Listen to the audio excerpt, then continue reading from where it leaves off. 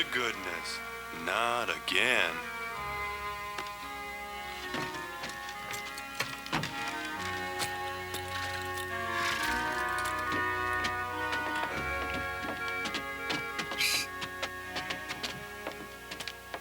Howdy, Drago. Morning, Curly.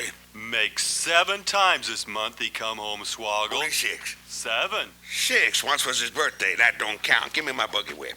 Didn't have anything for breakfast but 2 raw eggs and a mug of honey. No. Curly, Yes, boss. don't say it's a fine morning or I'll shoot you. Get out of here, Bunyan. Good morning. Morning. Carlos, what are you doing up there? I hope I get it this time, Mr. McLintock. My brothers, they got the big hats already.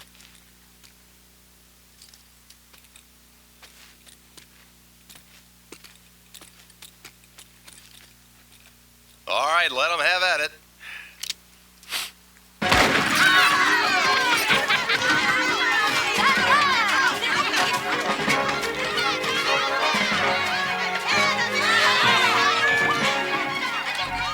Get over. You want to let me drive? You promised me you would sometime. No. Ha!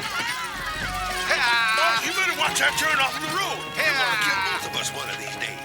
Ha! Thank you, Mr. Boss.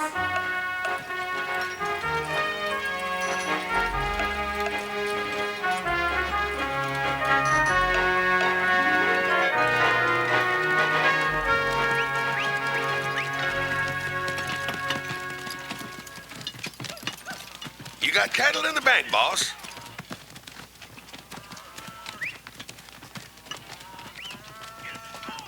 Yeah! Keep it up. Yeah!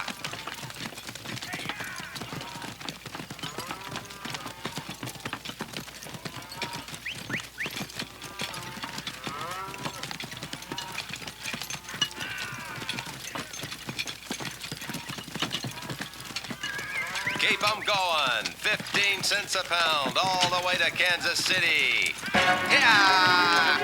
Yeah!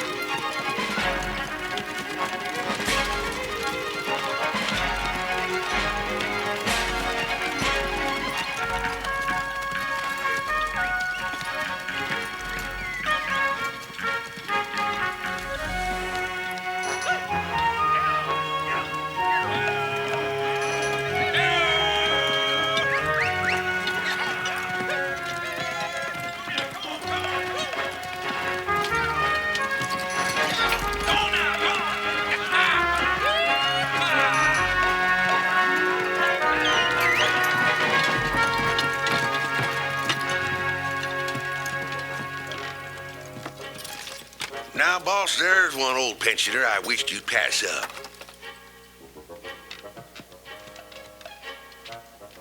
Bunny? Yeah. Wish I knew where I'd seen his face before. He ain't an old-timer. He just been around town a couple of years. Oh, you have no milk of human kindness. Morning, Mr. McLintock. Morning, Bunny. Well, I can see you're in good health. Never felt better, contrary to what you may hear. Me? My kidneys ain't what they used to be, and my liver's been leaving me bilious. Drago? Eh.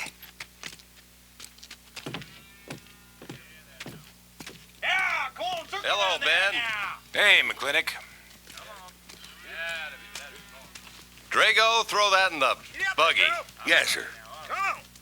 It's a grubby bunch of Sooners, huh? They are at that. That ought to make Douglas happy, lining his pockets with land fees. What are we gonna do? I don't know what you're gonna do, Ben. Me, I do nothing. 200 families, quarter of beef, a week per family. If they last 2 years, that could be a sizable number. I got 20 head, one of any other brand on the Mesa Verde. I'm not hollering. Some of us haven't got all the money in the world. Some of us ain't old and tired and feel like being put upon. You interest me, young Ben. Go on. So the first time I find one of our hides wearing our brand hung on one of them settlers' fences, I aim to kill me a plowboy. You do what you want, McLintock. We'll do what we want. Fellas my age generally call me GW or McLintock. Youngsters call me Mr. McLintock. All right, Mr. McLintock. Not because I'm afraid of you. You're the big he-stud of this country. And I reckon a fella my age should call you mister. Full grown now, GW. He's a half owner of this spread. I made him a full partner the day the doc gave me the long face. Well, you want him to vote the first time this territory becomes a state, don't you? Of course I do. These settlers get burned out, there'll be a lot of hollering that this country's too wild to be a state. And we'll go on being a territory some more, with a lot of political appointees running it according to what they learned in some college where they think that cows are something you milk and Indians are something in front of a cigar store. I'm looking to you to hold young Ben down. I'll do what I can. Come on over at the house once in a while and we'll rack up a few hands of stud. GW, that'll be just fine.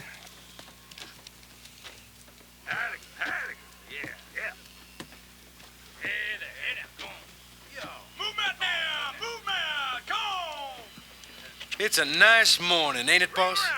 Everybody's entitled to their own opinion. Like that again, eh? Here's something that'll cheer you up. About 1,000 head. I figure they'll bring about 1,250. They're not as fat as I'd like to ship. They all off the North Range? Yes, sir. Settlers. Every one of them with a plow and a Bible. Not the slightest idea what the range is for. Drago! Drag out that hog leg. Yes, sir. Give me some attention. Yeehaw! People, people, people, people.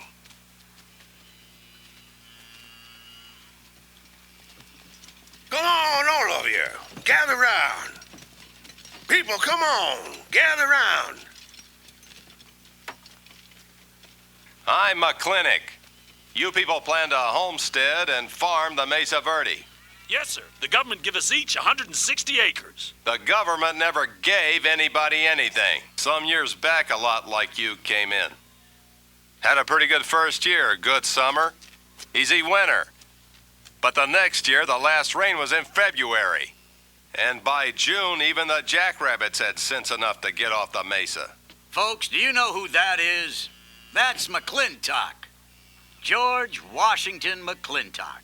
I told him that, Douglas. He controls the water rights on 200 square miles of range. You know that lumber you got? It came from his land. Cut by his loggers and milled in his mill. Douglas, I come close to killing you a couple of times when we were younger. Saddens me I didn't. Can you imagine a man who owns all that? Oh, and mines, too. I forgot to mention them. All that. And he's begrudging poor people a measly 160 acres. That right, Mr. McLintock? You begrudge us a little free land? There's no such thing as free land. If you make these homesteads go, you'll have earned every acre of it. But you just can't make them go on the Mesa Verde. God made that country for buffalo. Served pretty well for cattle. But it hates the plow.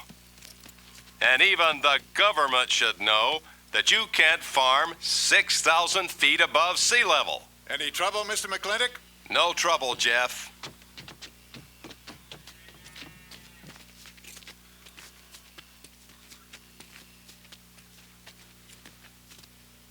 How about you, Douglas? Douglas? Just plain Douglas, eh? And you call him Mr. McLintock. Why? Well, Douglas, I guess it's because he earned it. Now I just don't know who to believe. Mr. McLintock? Yeah? I'm a good hand with cattle, Mr. McLintock. I'd like a job. Hell, you look strong enough. You come in with those Sooners? Well, yes, sir, but we don't have a homestead. Can't use you. Yeah!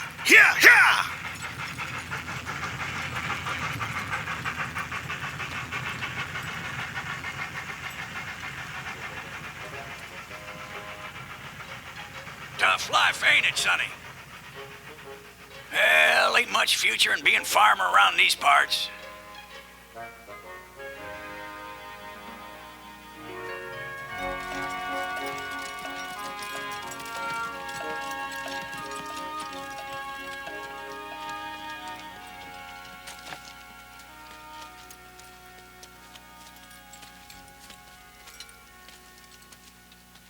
Ladies, this is the finest Chantilly lace available anywhere. Chantilly, Mr. Birnbaum. Well, believe me, it's the best. Oh, excuse me, please. Look around. Take your time. Drago, I got 1,000 Havana cigars and 12 of those hats for you over there. Them 12 big hats ain't gonna last long the way some folks have been dipping into that red eye these days. Uh-oh. Good morning, GW. Good morning. I stole some stick candy. Please, help yourself. Come on in. Davey, you can forget about saddling up the horse. Come in here. Problem? Yes. Well, if I were blacks, I'd move Queen's Bishop to King 4. Yeah, you might be right. You know, I was just starting to work this out when the letter came. Letter? It was... What happened? Don't you want me to... Morning, Mr. McLintock. Morning, Davey. You being here saved me a trip. Oh, that hat and suit of clothes you picked out for my birthday? Well, instead of this cowboy hat, I'd like to have this one, if it's, all right with you, sir. Well, it's all right with me, Davey. Of course, it looks like the kind of a hat a fellow would wear down Main Street to start a fight. Oh, I don't need a city hat for that. All I have to do is walk down the street and some wiseacre will call me an Indian, and just like that, the fight's on. Davey, the letter, it's for you. And you are an Indian. Yes, I know I'm an Indian. But I'm also the fastest runner in town. I've got a college education. I'm the railroad telegrapher. But does anybody say, hello, college man, or hello, runner, or hello, telegrapher? No, not even a hello, knothead. Davey. It's always, let the Indian do it. Will you go out in the store and help the ladies? All right. I'm also a bookkeeper, part-time clerk. Always let the Indian do it. Lady brought that out here this morning. Asked for it to be taken out to the home ranch for you. Handsome lady, kind of tall, with red hair. Called me Mr. Birnbaum, just as if she'd never seen me before, and as if that veil that covered her face would keep me from recognizing her. I thought she was in New York or Europe or someplace. So did I. Jake, you better throw in a couple extra cases of the boss's favorite bourbon.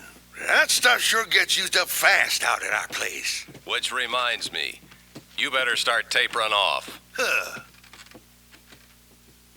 Katherine's in town. Katie?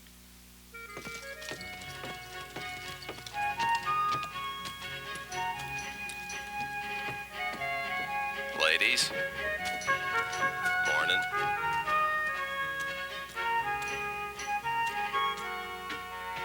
Morning, Mr. McLintock. Morning, gentlemen.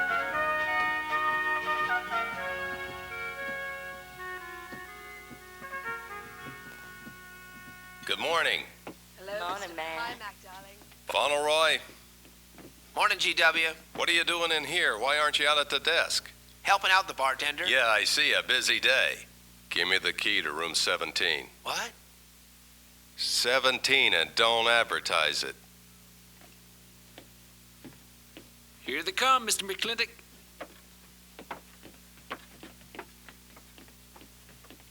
Set 'em up. Beer, whiskey. Day off? Off day. Wonder what he's so preoccupied about. Haven't you heard? No, what? Katie's back in town. Katie? Yes, dear. The social arbiter. Well, hi, Sonny. Good morning. Oh, He sure is a polite one. Mr. McLintock, I don't want to bother you. I'm sorry, boy. I told you, no job.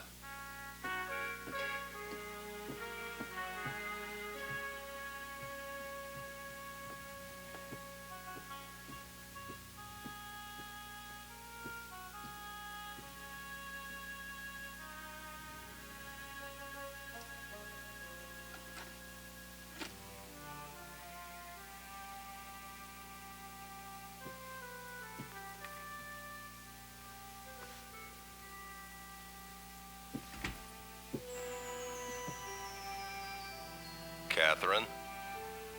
George Washington McLintock.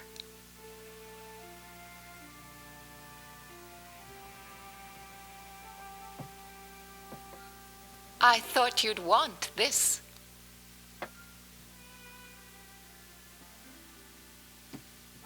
First dig of the spur. But who am I to upset your plans? Don't you feel kinda silly? I never feel silly. It's because you have no sense of humor. Why couldn't we sit down in the hotel dining room and talk about whatever it is you want to talk about? Or why couldn't you just come over to the house? And have everybody know that we're meeting? Everybody knows, and what's the difference? We're married. That is something I should like to change.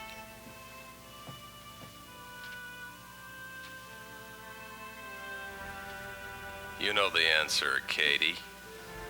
And that isn't why you sent for me. Let's get to the rat killing. Oh, that's just the kind of remark that's always endeared you to me. Let us open the discussion. Very well. Our daughter is coming home in a few days.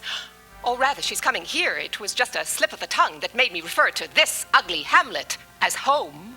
Our daughter. Is it so hard to say her name? It's Becky. Rebecca! I hate that name. Anyway, she's coming home. And I hope to persuade you to let her live with me. Part of the time in the capital, part of the time in New York, and of course, Newport during the season. You're whistling in the wind, Katie. If she stays here, she'll become just as crude and as vulgar as all of this country. And if she goes your way, she'll be all show and no stay. Oh.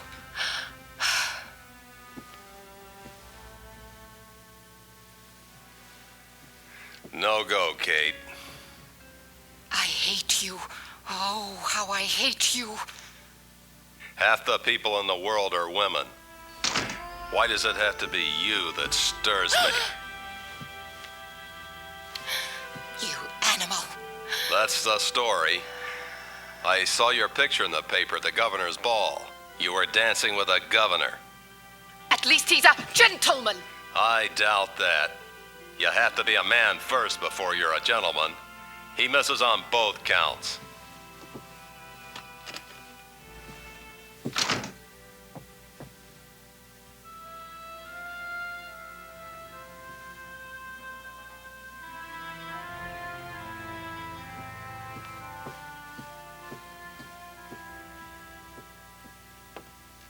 Hey, Sonny, you gonna ask him again? Nope. Hey, boy, you gotta pocket your pride. You gotta beg. You better listen to an expert, Sonny. I'm telling you, you got to grovel. It's human nature. Gets them every time. Mister, leave me alone. Everybody does it one way or another.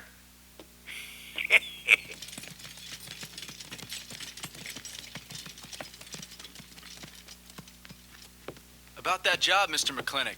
I already told you, son, I got no need for farmers or use for them. Just 1 minute, Mr. McLintock. My father died last month. That's how come we lost our homestead. I've got a mother and a little sister to feed. I need that job badly. What's your name? Devlin Warren. You got a job, son. See my home ranch foreman. He's over at the corral.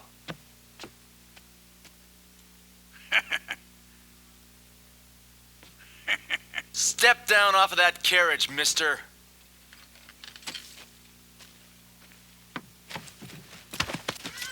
Hold that hog leg. I've been punched many a time in my life, but never for hiring anybody.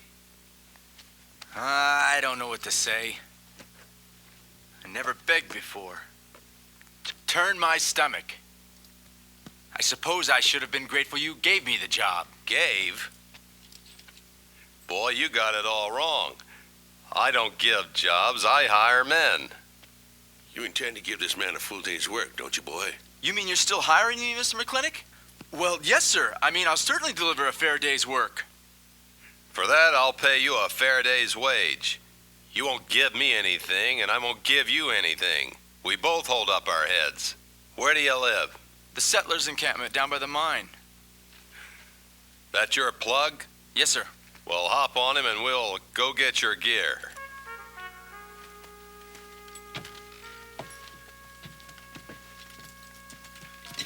Yeah! Yeah!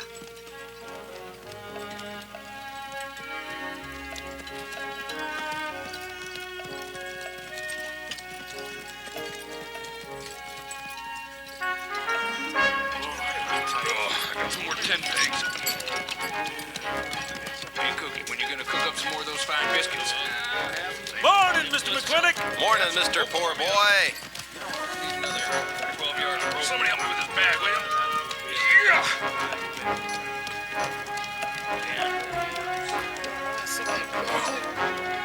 Want some of that coffee? Yeah.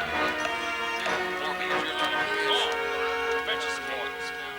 I'm sure that all you fine people are interested in knowing just what portion of this new land will be your new home. Oh, Jones and McAllister, since you've been more or less the leaders of our group, I'd like to have you come up and check the exact locations. Won't be a minute, sir.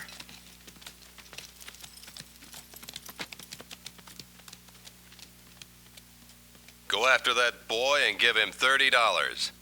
Tell him McLintock pays his riders a month in advance. From the looks of things, they could sure use it, too. Oh, Mom, it's Mr. Drago. Morning. Well, and to what do we owe this visit from the cattle baron? I've got a touch of hangover, bureaucrat. Don't push me.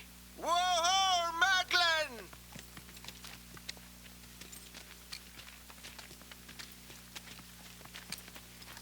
Say, those are Indians.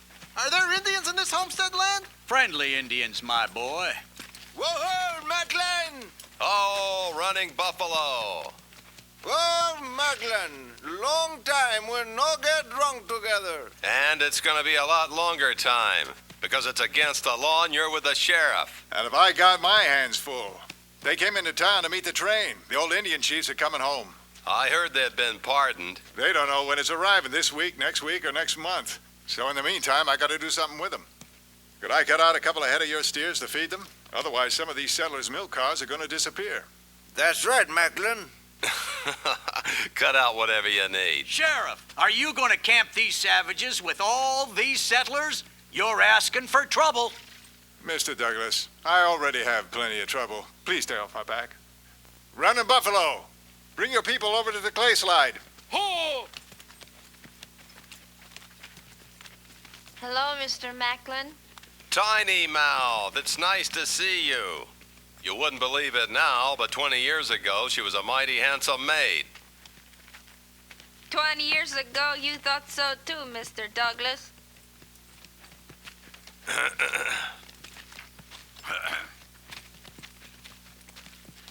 It was just like this. I had a dead bead on old running Buffalo. My shot 50 caliber misfired. That was back in that trouble in the 40s, remember? I remember. Hey, you want to taste something come directly from heaven? No.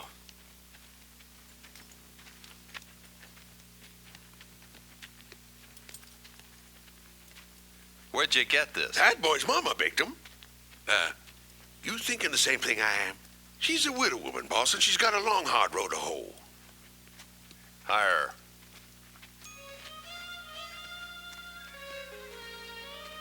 I always said you had a heap of sense. Mr. McLintock, this is my mother. Your mother? And my sister. Pleased to meet you, Mr. McLintock. Ma'am, this here's my boss, and he has a few choice words to say about your biscuits. Yes, Mr. McLintock. Well, they're great.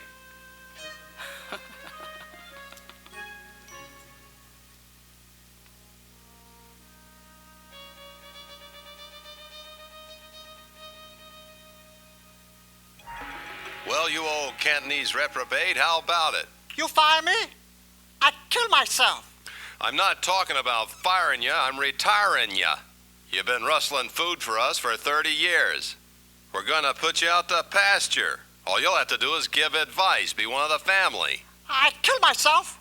I may save you the trouble. Look, Ching. You kill yourself, I'll cut off your pigtail and you ain't never gonna get to heaven. I'll be one of the family? I give you my solemn word. Pretty clummy family. Drink too muches. Get in fights. Yell all the time. Cut off his pigtail. All right, I'll be one of the family. La, la, la. Come here, love you, la. Come here, love you, thing, love you.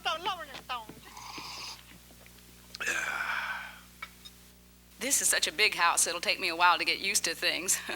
Now, please don't hesitate to tell me if anything is wrong. Oh, no business soup. Otherwise, just fine. Everything went finely. Food nice was and heavenly, fine. ma'am. Best apple pie I ever had. Curly's right, ma'am. Hate to leave that last bite. Shall we celebrate with a drink? Carlos, come and help me with the dishes. Alice, you want to help too? Yes, Drago. All right, pitch in. Now, I'll wash and you kids can dry. Is that good to you? Whoa!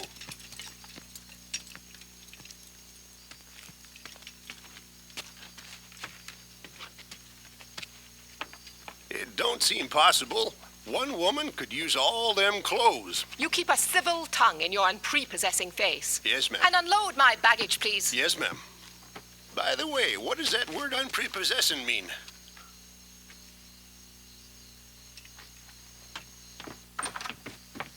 Mrs. McLintock. Oh, hello, Carlos. Run and help the driver with my luggage. I couldn't trust anyone else in this house to do anything correctly. Luggage? Give him a hand, Curly. Yes, boss. Mrs. McLintock. Are you moving back in? Yes, but nothing has changed except my place of residence. And I'd be willing to put up with savages rather than be denied the company of my daughter. And I'm proving that by moving in here. Mr. McLintock, since it's my first day, would you excuse me if I, Go ahead. Oh, Katherine, this is, Dev Warren. Joined the outfit today. Please, ma'am. Thank you. Well, how refreshing. A polite young man here. Where did he come from? He's a farmer. A farmer? Well, I'll be doggone. Kate, welcome home. What on earth are you doing in that idiotic-looking outfit? And don't you dare call me Kate. That's my butling suit. I'm butling for the boss. And I'm sorry, Katherine, that Kate kind of slipped out from the times I remembered you as being nice people.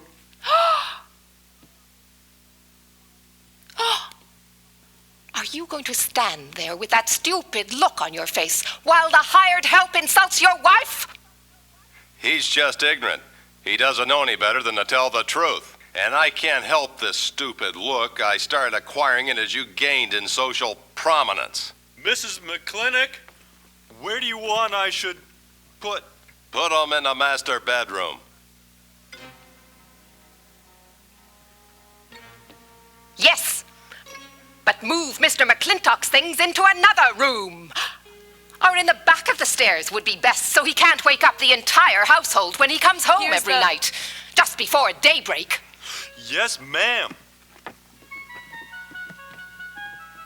Oh, excuse me. Here's your cigars, Mr. McLintock. I am Mrs. McLintock. Kate, Katherine, this is the cook.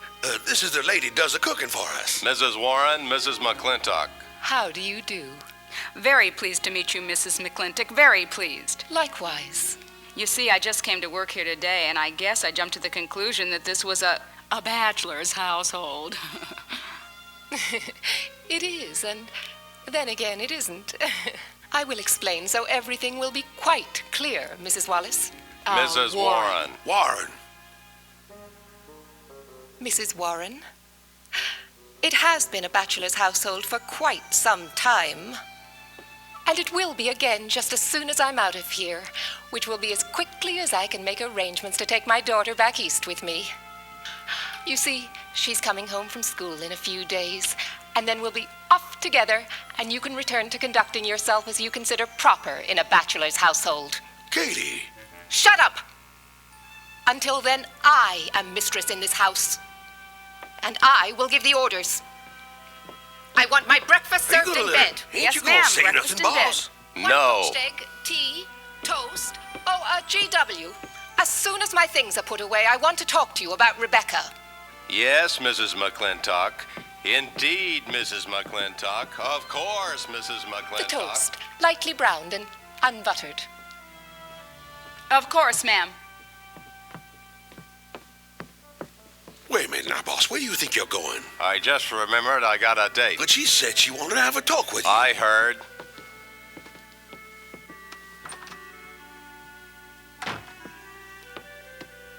Good evening, Lem. Evening, Mr. Mac. Hip. Say, Mr. Mac, what does unprepossessing mean? I was called that once, Lem. Looked it up in the dictionary. It's best you don't know what it means. Thank you. Go up.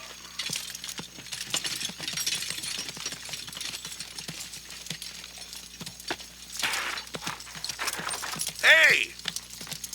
What am I going to tell her when she asks where you went? When in doubt, tell the truth. She wouldn't expect that from you anyway. Where's Mr. McLintock gone? There he goes, burning his last bridge. You see a yellow streak about a foot wide running up and down his backbone? On Mr. McLintock? He ain't afraid of nothing. I once thought that.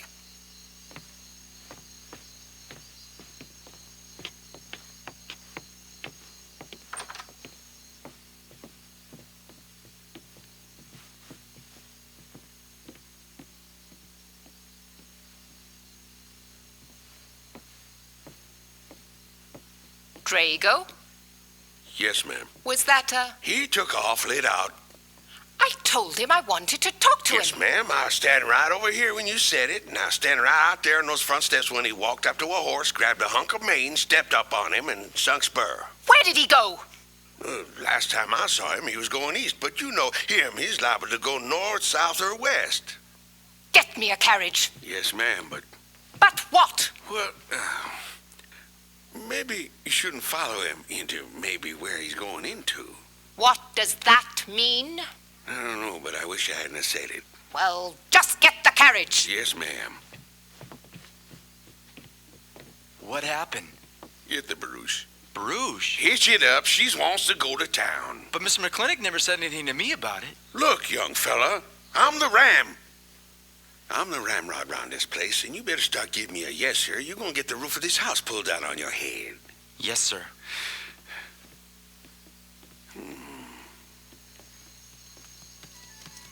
Hello, Davey. Hi, Mr. McLintock. New broom, eh? Sweep clean. Hello, Bunny. How is everything? Oh, fine, fine, Mr. McLintock. I'll get you next time.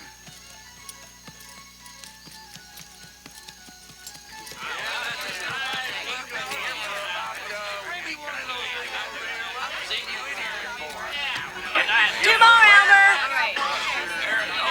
Well, look who's here. What'll it be, Mac? Same as usual? Ladies. Evening, GW. Jake? Wrong move. What? Chest problem. Queen's in danger.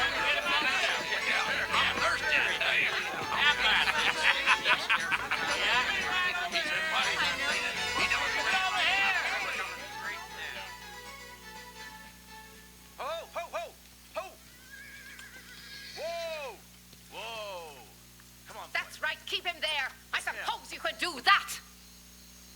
Camille, you're on your own. Ms. McLintock?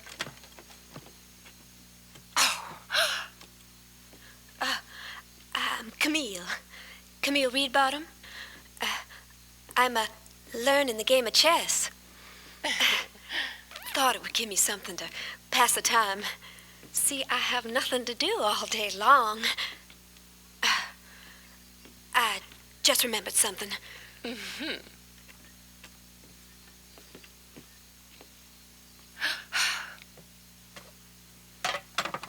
Katherine, I didn't hear you come in. Mr. McLintock, I told you that I wanted to talk to you. Not now. Could I get you a glass of sherry, Katherine? Oh, thank you, Mr. Birnbaum. I could use one. I came into town behind a runaway team. Drago never could handle horses. It was that young man whose mother pretends to be your cook. Katherine, your wine. Oh, thank you, Mr. Birnbaum.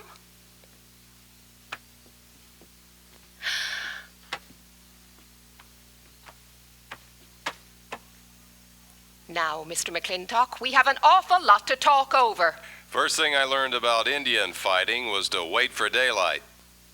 What has our conversation got to do with Indian fighting? Indian fighting is good experience for our kind of conversations. Oh. It'll wait, Katherine.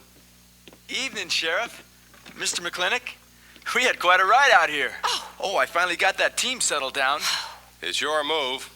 No, it's your move. I just castled. Oh? Now, look here.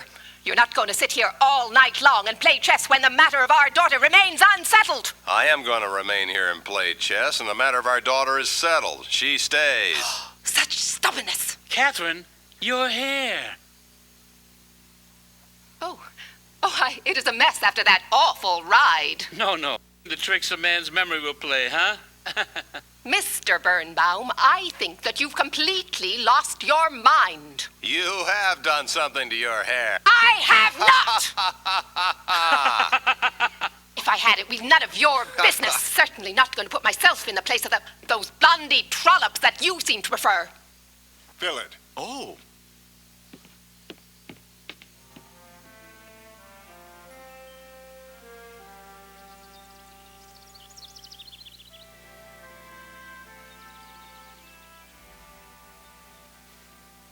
You fellas still at it all night?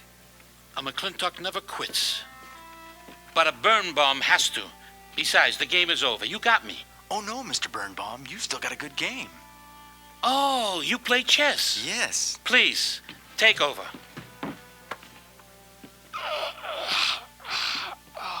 Pretty good. Fair. Well, looks like I won't have to come into town always to get a game. Remember, I'm a bad loser. It's your move. Yes, sir.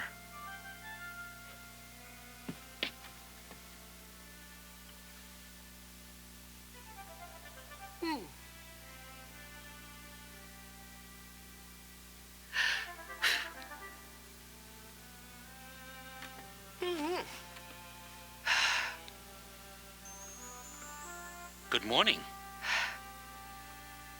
Good morning. Oh, it's morning already. Mm-hmm. Cup of coffee? Oh, yes. Thanks, Jake. You're welcome, Katherine. Got any cream? Canned cow's milk. That'll do. Good old condensed milk. That reminds me. I was cleaning out my desk the other day. I found something I wanted to return to you.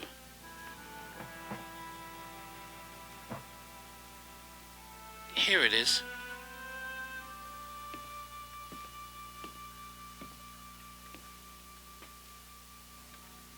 It's the medal, remember? From the President of the United States of America to First Sergeant Michael Patrick Gilhooly. It's your papa. Reminds me of the first time I ever saw you. It was over 17 years ago. You walked into my store, not much bigger than the bundle you were carrying. And in the bundle was the most beautiful baby I ever saw. And was she hungry? You walked all the way from Superstition Creek just to trade me that medal for a case of canned milk. GW was off somewhere as usual, fighting Indians. Sheriff! Sheriff Lord! Oh, have you seen the sheriff? Kinda early for him. Did you try his house? Now, why didn't I think of that? Looks like Birnbaum's is open. Maybe somebody in here knows. So there you are, Sheriff. I told you you were headed for trouble. Trouble? I want to know by whose authority you let those Indians stay in town. Those savages are wards of the government, and I am the representative of that government. I told Sheriff Lord that he could put them up down by the clay slide. Because the town's named after him, he thinks he owns it. Well, you check the books in the recorder's office and you'll find I do own a fair piece of it. Agard, if you knew anything about Indians, you'd know that they're doing their level best to put up with our so-called benevolent patronage, in spite of the nincompoops that have been put in charge of it. Those Indians need my permission to leave the reservation. Those chiefs have been giving orders all their lives. It's pretty hard for them to understand they have to hold up their hand like a schoolboy in a classroom. The law is very clear. I told you you'd get no satisfaction from these people, but we'll get the girl back. Girl? The girl the Indians kidnapped. But don't worry. I armed the settlers and set them to rounding up those red devils. What is this about a girl? Billy Jones, one of the settlers' daughters. The Indians kidnapped her. That's ridiculous. And you turned loose a lot of farmers with shotguns? I certainly did. You're insane. Let's go, Sheriff. Mr. Douglas. Oh, Miss McLintock. Much as I hate to agree with GW about anything, you haven't changed a bit. You're still an hysterical fool.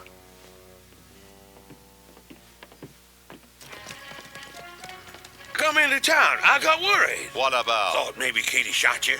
Not yet, Drago, but it took restraint. Wait a minute. We better take Agard along. Not that it'll be much help. Drago, get him on a horse. Just a minute.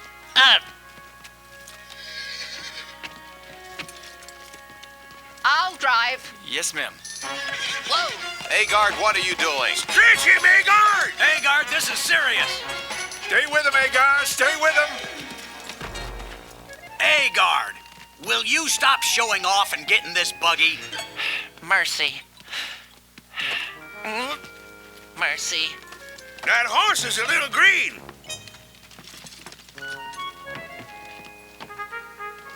Whoa. Let's go. Ha!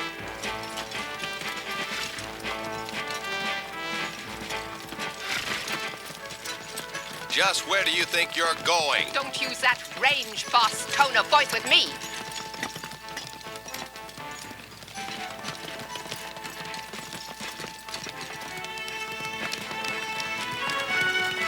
Carter! Headed for Mr. Poor Boy's mine. Mount up some riders. Right, boss. You heard the man.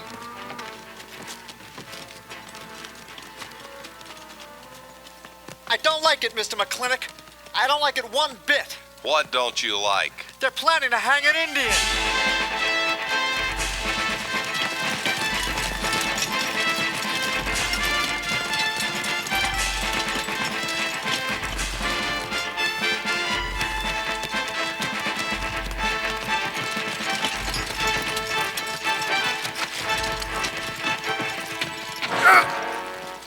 Oh, Sheriff! Real funny. Where's the whiskey? Hold it! Whoa! Not so fast, Mr. Boss of the whole country, unless you want to wear a big hole in your middle. How long is GW going to let that cheechaka push him around? That cheechaka has a sawed-off shotgun. How do you know she didn't wander off someplace or meet some fella or What something? are you saying? That I didn't raise my girl right? That she'd wander off all night with some man? There's a lot of things I'm not saying to you, mister, while you got a sawed-off shotgun in my middle. But how do you know this Indian had anything to do with it? She's gone, ain't she? She's gone. Pa! Pa! I'm over here! Pa! Been looking for me, Pa? Where you been, gal? Young Ben took me for a sunrise ride, and the horse wandered away. You come down off of there. But, Pa! She's telling the truth, Mr. McLintock. We wasn't doing nothing. Well, that's not important right now. The important thing is that you don't draw that hog leg, or this will be worse than Dodge City on Saturday night. You get on back to the wagon. And I'll tend to you later. Now for this young whippersnapper. Now, no harm has been done. And young Ben here is one of the nicest boys in the territory, so just put down that shotgun and I'll let's teach forget... him to fool with my... Now, we'll all calm down. Boss, he's just a little excited. I know. I'm going to use good judgment. I haven't lost my temper in 40 years. But, Pilgrim, you caused a lot of trouble this morning. Might have got somebody killed. and somebody ought to belt you in the mouth. But I won't. I won't. The hell I won't.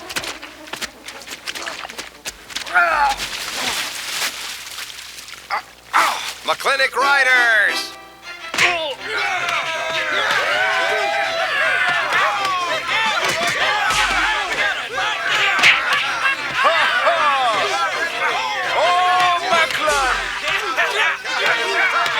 Hey, Buster, remember me?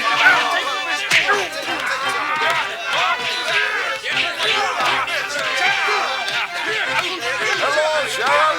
Nice party.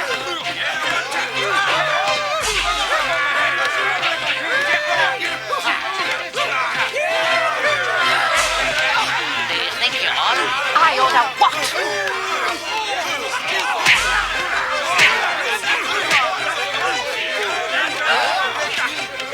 Why, you big.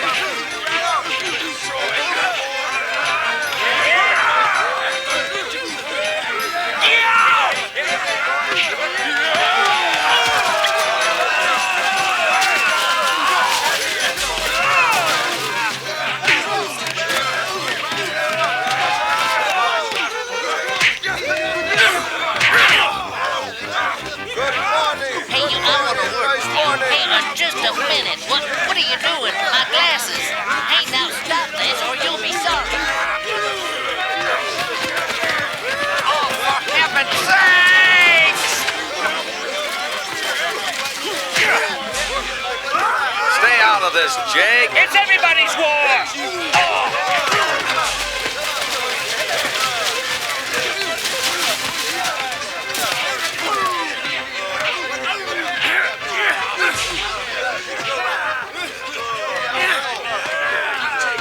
Ride the old tank, using the old ladder. Where's the whiskey?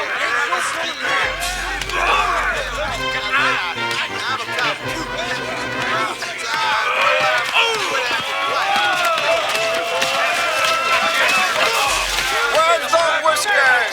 The fight! Where's the fight?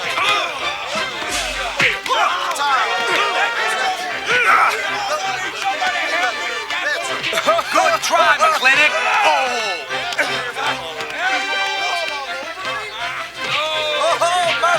Thanks. Aha! It's very funny. Yeah, very funny.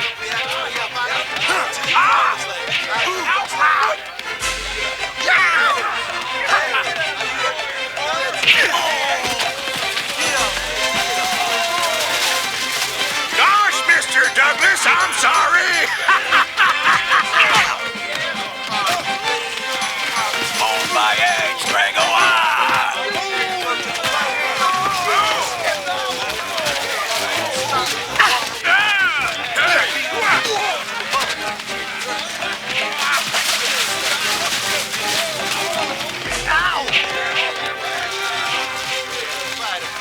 Are you still down here? Hey! Those wandered away, huh? Honest, Mr. Jones, honest. Oh, get out of my way. Nice left. Thanks. But I went to college. For this, you don't need college. You're not getting me in there.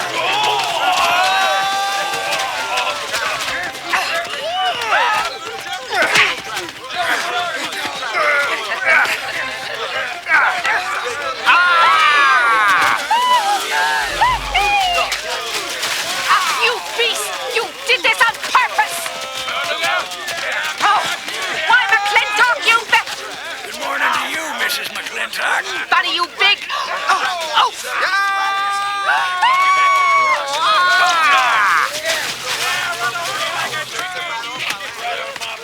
G.W., it wasn't you, you great big clumsy...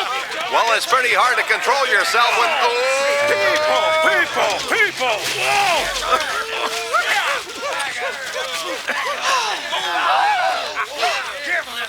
Oh, You are two of a kind. oh, McLaglen! Good party! But no whiskey! We go home!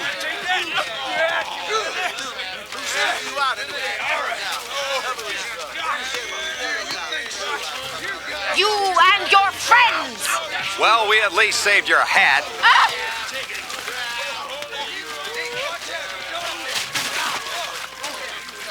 Where's everybody? Oh, for heaven's sakes.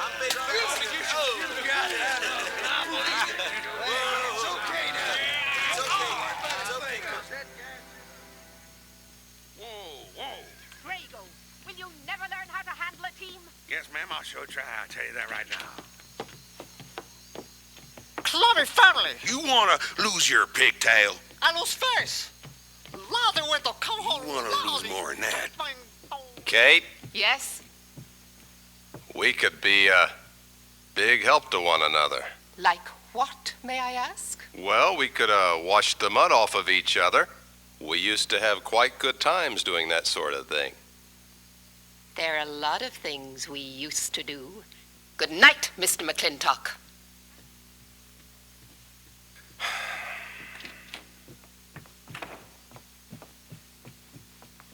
Any luck?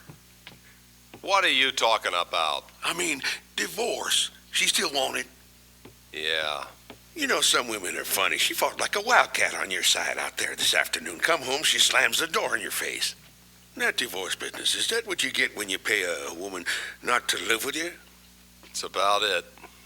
Some women I've known it'd be worth it. You know, if we had any moral character, we wouldn't be standing here covered with mud drinking when we should be washing. G.W.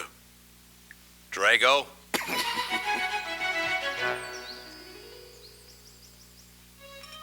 Miss Warren, these biscuits.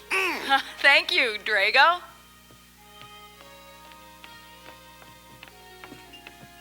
Good morning, Mrs. Warren. Good morning, Mr. McLintock.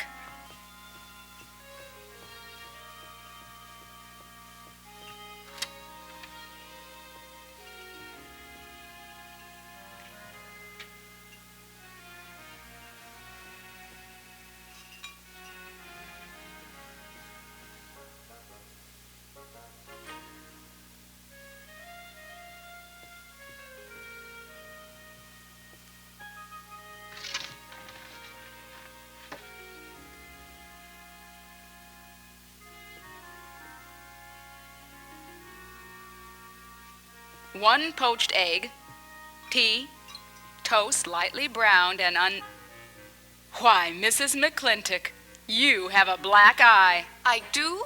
Ooh.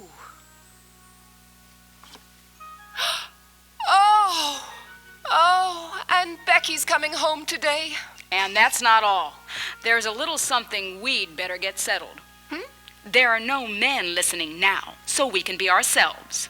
Oh, sure, I let you get away with all that guff the other night, but now that we're alone... When I want the opinion of the hired help, I'll ask for it. You know, you could wind up with two black eyes. What? Oh, I realize you had to put on that big act. We always have to just before we get ready to forgive them, generally for something they haven't done. But you and I both know that's just to keep them from getting the idea they, run things. McLintock give you that black eye? No! Nobody gave it to me. I won it.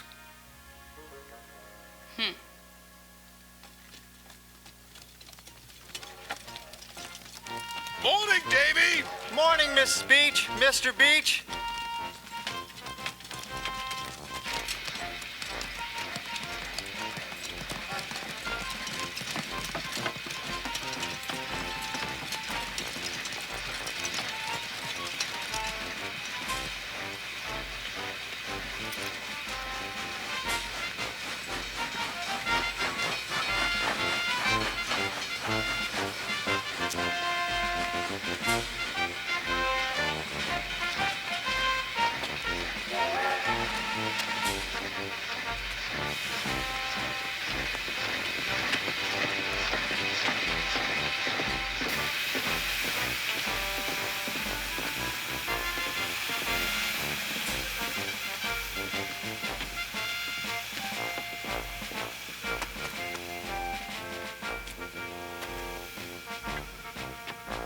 Why, Miss Becky, welcome Hello, home. Mr. Douglas. Hi, Dad. How How wonderful are to you? see you. It's good to see you again. Daddy! Well,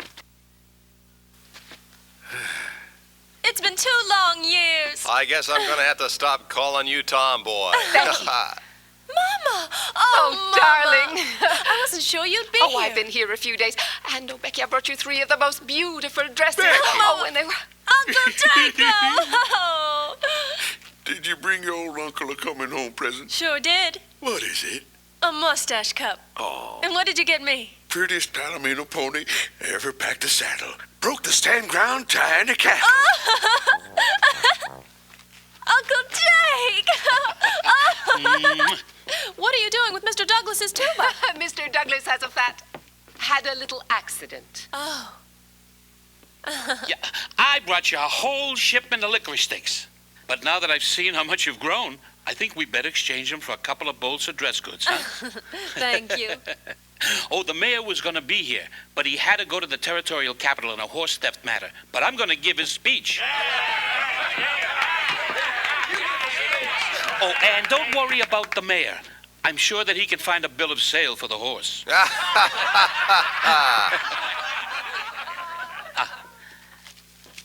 Ladies and gentlemen, we are here to welcome the fairest... What am I doing? We are here to welcome back the prettiest girl that was ever born in McLintock or in any part of the territory. And now that she's back, we are hoping that... Hey, Davey! Yeah? Got something for you. Carmaster up at the junction told me to let him ride, so I locked him in here. I've had my scalp a long time, and I aim to keep it.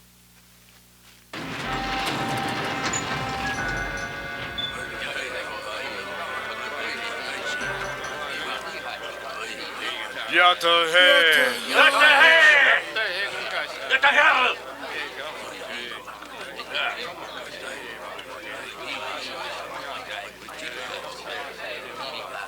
And now she's come back to us. Gone are the pigtails, but the freckles are still on the prettiest face that was ever born in McLintock.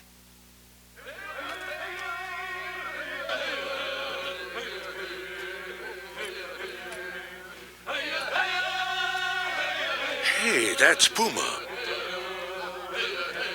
It is true. The government did turn him loose. Good old Puma.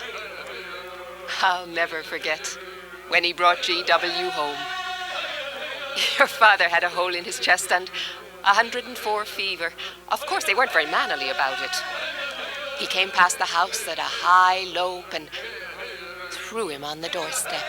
And you do remember them good old days, don't you, Katie? Katherine.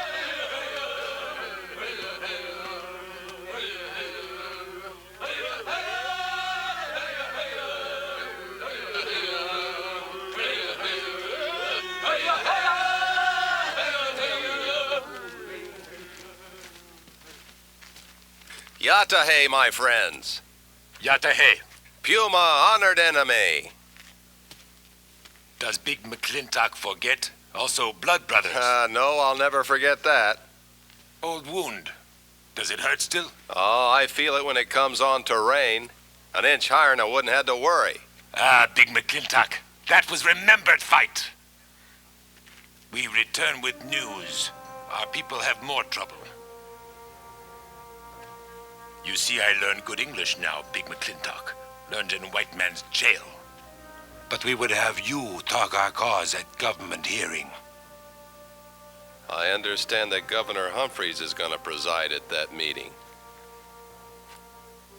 Yes, Puma, I'll translate your wishes. Mr. McLintock, could I impose upon you to use your Comanche to tell these Puma people... is chief of the Comanches, and he speaks English very well. Oh, well, your people will have to follow my instructions to the letter. It is the law of the land. Well, not just a minute. Well, for heaven's sakes.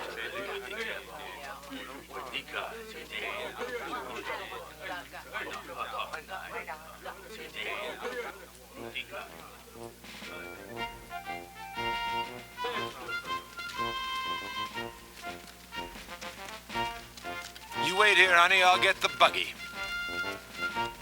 You going to the McLintock party? Surely. Will I see you there, Beth? Of course, Davey, and you can have the first dance. Sis, come on. I don't want any sister of mine talking to strangers. Why, Davey's not a stranger. He clerks in Birnbaum's. He's an Indian.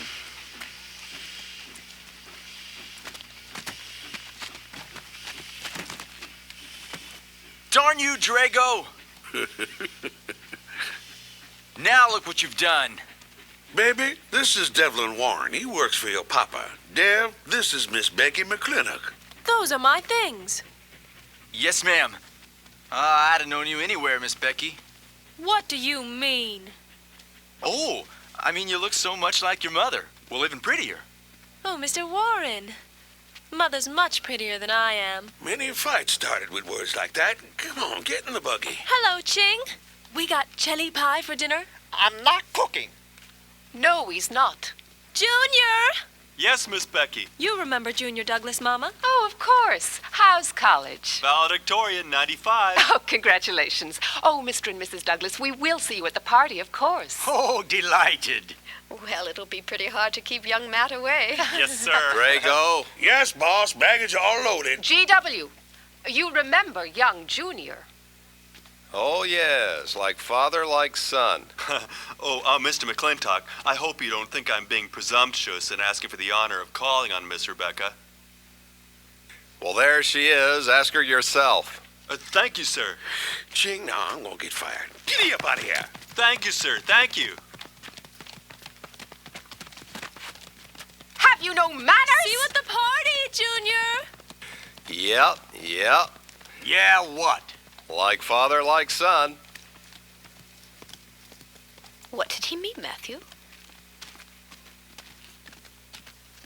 Come on, Ching. Grab a root and growl.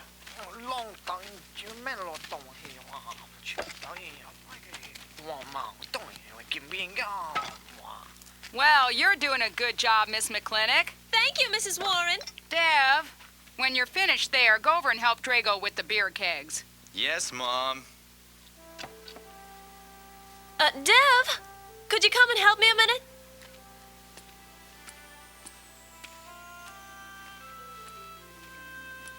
I certainly was surprised to hear you went to college. Why? I don't know. Junior says Purdue's a good college for a backwater place like Indiana. Well, he did indeed. Oh, could you do this? I can't reach it. Why didn't you finish college? Lack of funds. My father got sick and he had to come out west. So we took out a homestead. You know, your mom's sure cute. It's too bad you didn't inherit her eyes.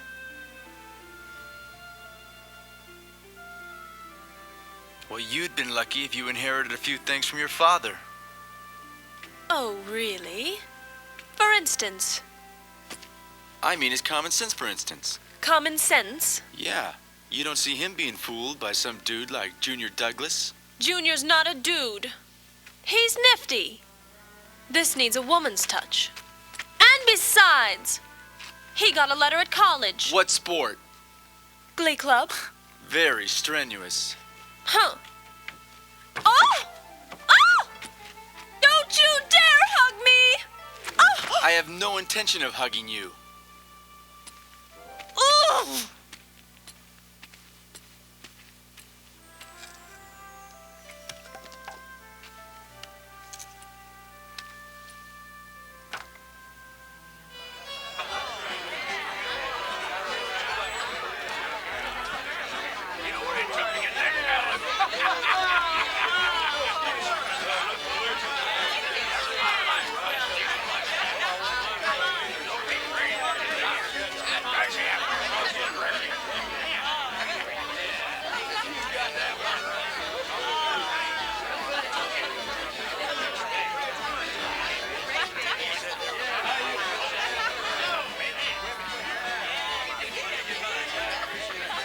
The ladies all look lovely, Katherine.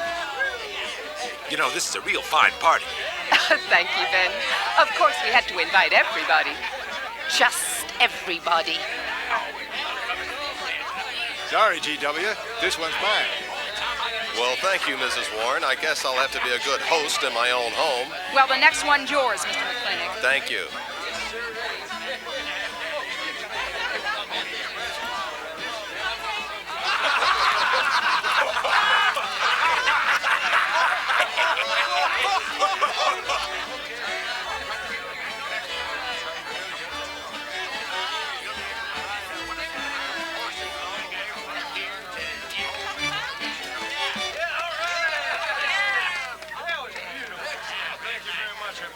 Drago, go and do what I told you to do. Oh, Katie. Katherine, and do as you're told. Oh, Drago do this, Drago do that. Yeah! People!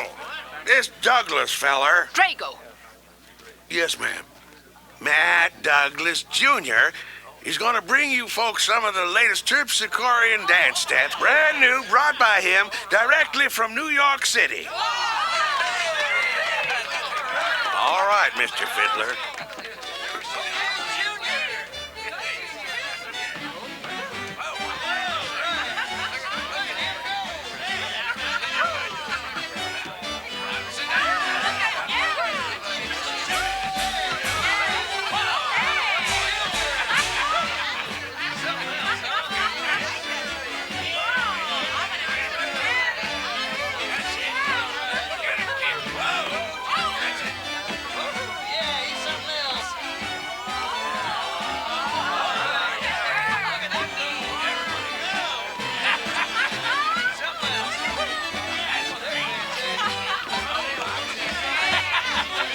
Give me a whiskey. What? Just turned into 10-gallon party, boss. We're run out of whiskey. Well, I can take care of that, Gene.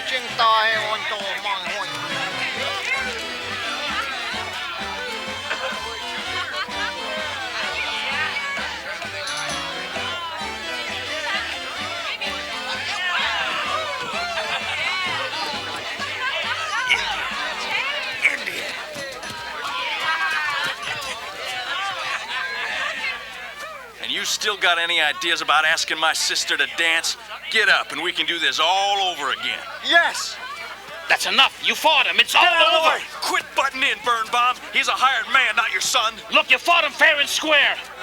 I don't think it was so fair and square. Well, you want to take up where he left off? If I did, you wouldn't find it so easy.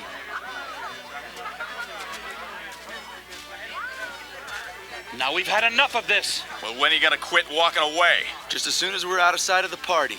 Little lesson I learned back home, don't fight in front of women. Well, we're out of sight now. So we are.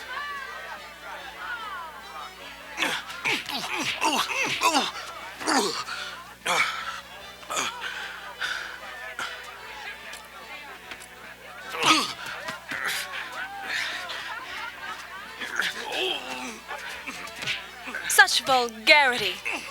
Someone should do something about it. You're right. Absolutely right.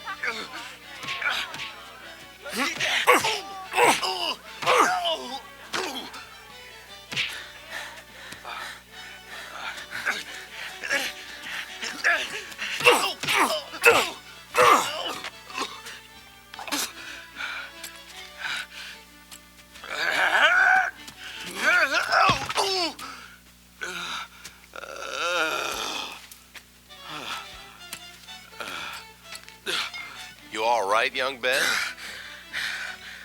I'm all right, Mr. McLintock. Pretty fancy fighting for a country boy. 2 years at Purdue, Mr. McLintock. On the boxing team. I never thought any farmer could whip me. Well, you sure did. Better get him cleaned up. Get him some water, Jake. Yeah.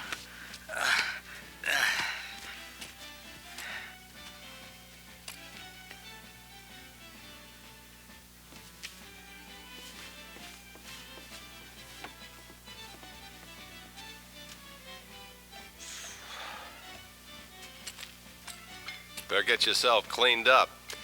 Go ask that girl for a dance. Who? Oh.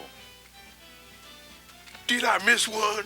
Where is he? I'll find him, that young whippersnapper. Trouble. Where is that farmer boy? Where is he?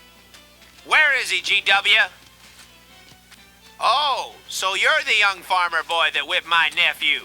Well, I'm Fauntleroy Sage, young Ben's uncle. Well, I'm no farmer, but if you're young Ben's uncle, yes, I whipped him. And you're intruding. What's intruding mean? Butting in.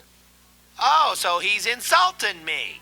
Then I got another reason for walloping him. Besides, on account of him thrashing my nephew, young Ben. Fauntleroy, you can't get mixed up in these youngsters' quarrel. Family honor. I can't have it said a farmer whipped a sage. You're twice his size. Don't let that bother you, Mr. McLintock. If Mr. Fauntleroy insists, I'll just have to teach him the same lesson.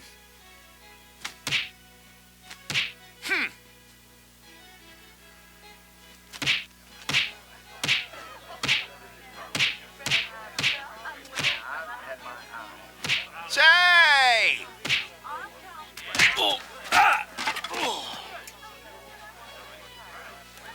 Sorry, young feller. Hate to have to do that, young feller. No hard feelings. Not yet. Not yet what? I mean, that isn't all. Now, wait a minute. Fauntleroy, we're gonna make this a fair fight. Of course we are. Of course we are, GW. There'll be none of this. Ooh, I wouldn't do that, GW. You wouldn't do that? I wouldn't do that. And Dev, I don't want you kicking Fauntleroy in the knee. He didn't do no such thing. And none of this nose twisting. He's all yours.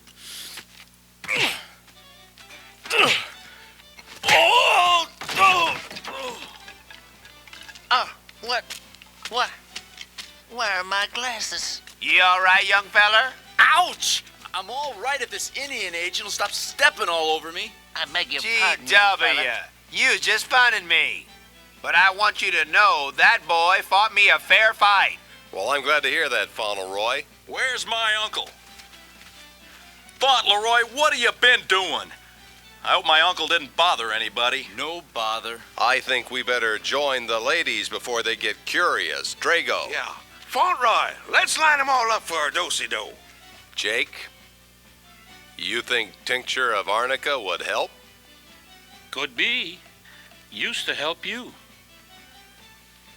Gentlemen, to the medicine cabinet.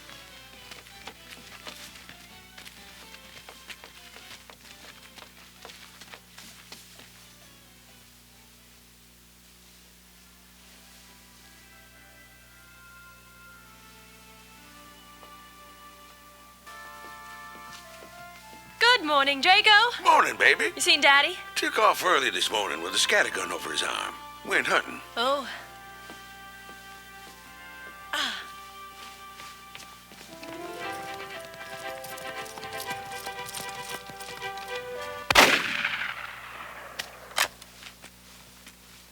Morning, Daddy. Good afternoon. What gets you out so early? There's something I have to get straight in my mind. Yeah? What? Mama.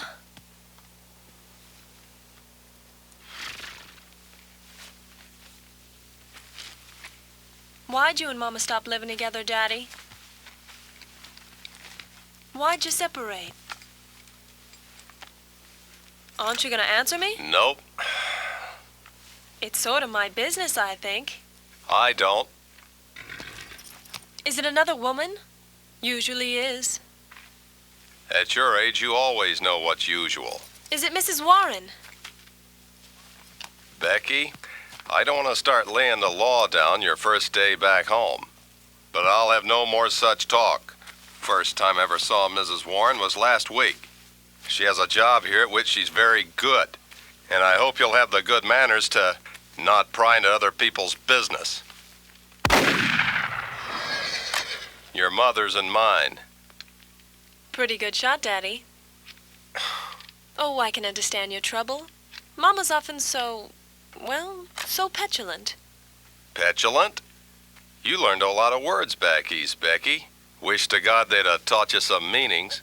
You were only about 6 months old when your mother stayed alone with you in a sod hut under 8 foot of snow, while I moved a herd 300 miles south to try to save it.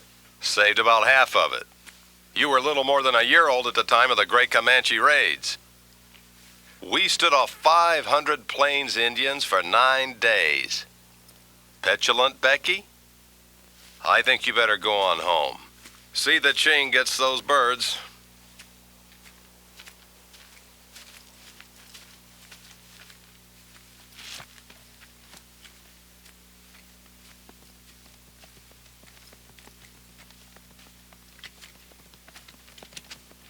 Becky, come here.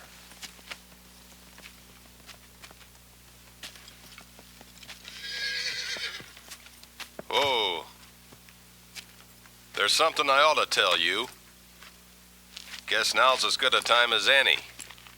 You're gonna have every young buck west of the Missouri around here trying to marry you. Mostly because you're a handsome filly. But partly because I own everything in this country from here to there. And they'll think you're gonna inherit it. Well, you're not. I'm gonna leave most of it to, well, to the nation, really, for a park. Where no lumberman'll cut down all the trees for houses with leaky roofs. Nobody'll kill all the beaver for hats for dudes, nor murder the buffalo for robes. What I'm going to give you is a 500 cow spread on the upper Green River. Now, that may not seem like much, but it's more than we had, your mother and I. Some folks are going to say I'm doing all this so I can sit up in the hereafter and look down at a park named after me. Or that I was disappointed in you. Didn't want you to get all that money. But the real reason, Becky, is because I love you. And I want you and some young man to have what I had. Because all the gold in the United States Treasury and all the harp music in heaven can't equal what happens between a man and a woman with all that growing together. I can't explain it any better than that.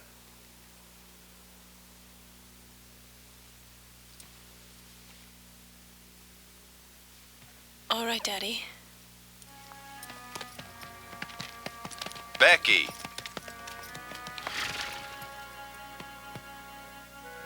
When you're as old as I am, you'll thank me for this. Daddy, I'm full grown. I wasn't worrying about me. I was thinking about you and Mama.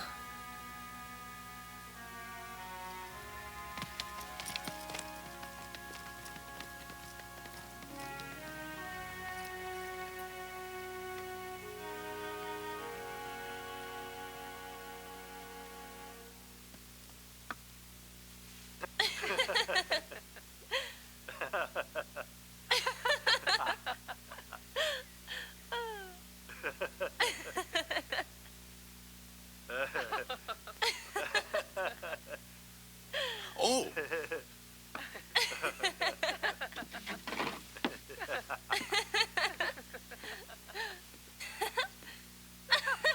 Well, sir, all three of them fell right out of the carriage. Well, it is getting rather late, Becky. It's bedtime. Good night, and do come again. Good night, Drago. Night. Boss, what does reactionary mean? Me, I guess.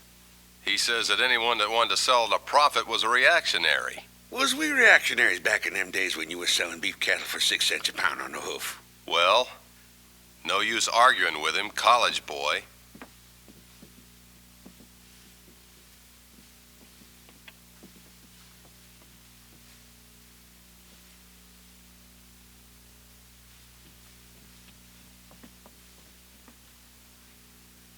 Devlin warned if you was my kind of man, you wouldn't let some dude walk off with the prettiest girl west of Denver without putting up some kind of fight. Does it show? Well, what can I do? I'm just one of her father's employees. I'm just a hired hand around here. Every so often, Dev, you spill the strangest ideas. Everybody works for somebody. Me, I work for everybody in these United States that steps into a butcher shop for a T-bone steak. And you work for me. There's not much difference. Daddy, the most terrible thing just happened. Junior's horse ran away. The one he rented at the livery stable. You tied up a rented horse by the reins, he's probably back in the stall by now. I think we can get Junior something that he can ride. What I'd rather do, Daddy, is drive Junior home in our barouche. It's a lovely evening, and I'm sure Uncle Drago wouldn't mind driving. I would, and I got the kind of manners don't keep me from saying so, just to be polite. I'll drive him home, Mr. McLintock. And you don't have to come, Miss Becky. I'll see that he gets home safely. I could take care of myself. You got yourself a foot, didn't you? Dev, get the carriage. Drago. I'm going with them. Now you got me wrangling dudes.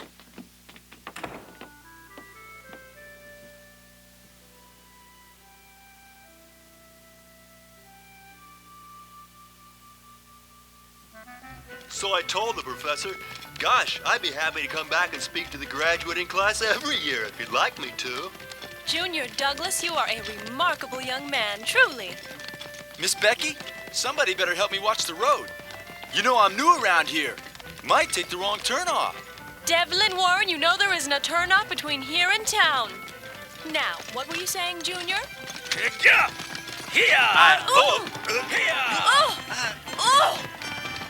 Devlin Warren, what are you trying to do? Kill us? Would you rather have your friend drive? Here!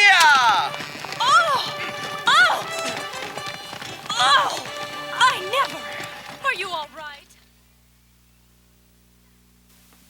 Daddy! I have never been so humiliated in my entire life. I said what I said, and I'll stand by it to the death. Shoot him, Daddy. Shoot him at once. Why? My honor is at stake. Well, now, Your Honor. Absolutely. He impugned my honor. Impugn, what does that mean?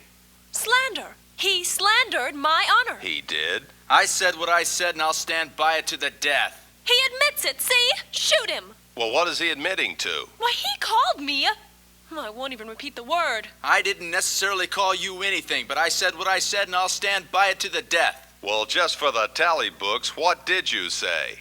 I said that any girl who would permit a man to kiss her before they're formally engaged is a trollop. He said it again! Shoot him! Now, hold on. No, don't hold on. If you're my father, if you love me, you'll shoot him. Well, I'm your father, and I sure love you, so... Oh, you shot him! You really shot him! Hey! If he dies... If he dies, he'll be the first man ever killed with a blank cartridge. We use these to start the races on the 4th. Hey! I'm on fire here! Oh, you poor dear. Poor dear? You'd have had me shot in cold blood. But it didn't happen. Yelling I insulted you and all, what you need is a good spanking. Oh, Dev!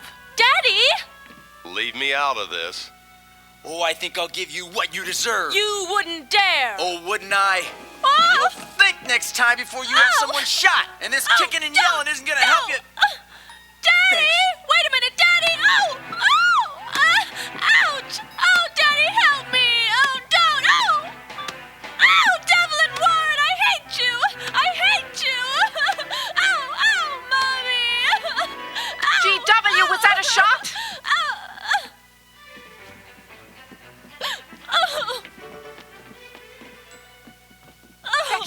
Becky, what happened? He spanked me! You spanked my daughter? Dev. You mean you stood there while that brute beat our daughter? GW, what's happened to you in the last few years? Are you mad? Isn't it enough that you've always treated me like a squaw without subjecting dear, sweet Becky to this crude, vulgar way of Katherine, life? you women are always raising hell about one thing when it's something else you're really sore about. Oh. Don't you think it's about time you told me what put the burr under your saddle about me? I don't intend to stand here and hold a midnight conversation with an intoxicated man.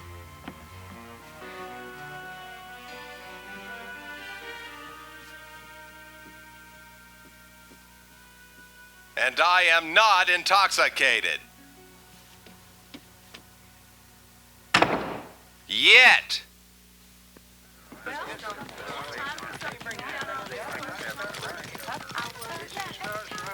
Hello, Governor! Hello, Governor!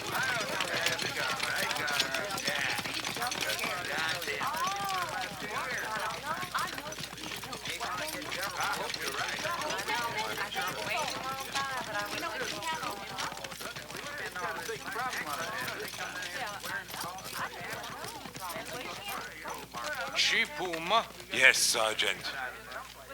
Big McLintock, we know you get us fair judgment. You gentlemen, follow me.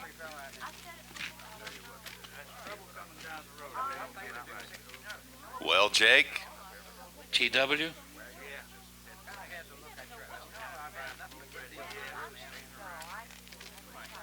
Well, GW, it's been a long time. Not long enough, Cuthbert. Your husband is a rude man. Yes, Cuthbert, I know.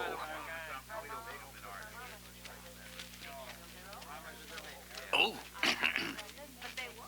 Oh!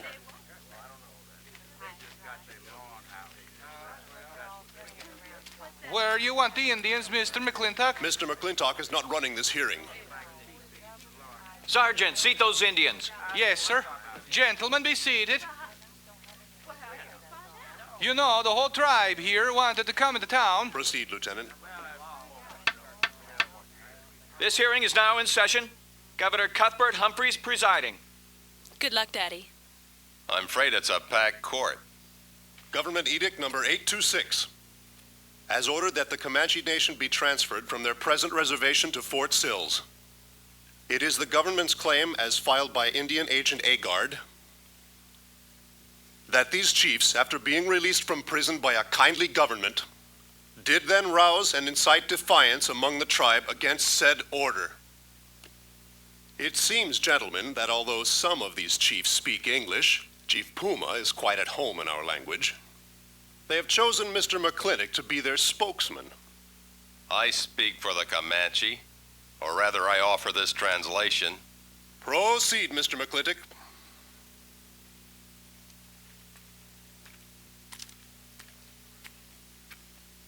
We are an old people, and a proud people.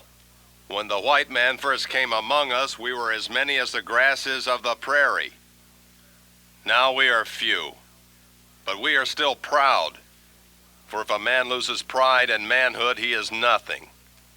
You tell us now that if we will let you send us away to this place called Fort Sill, you will feed us and care for us.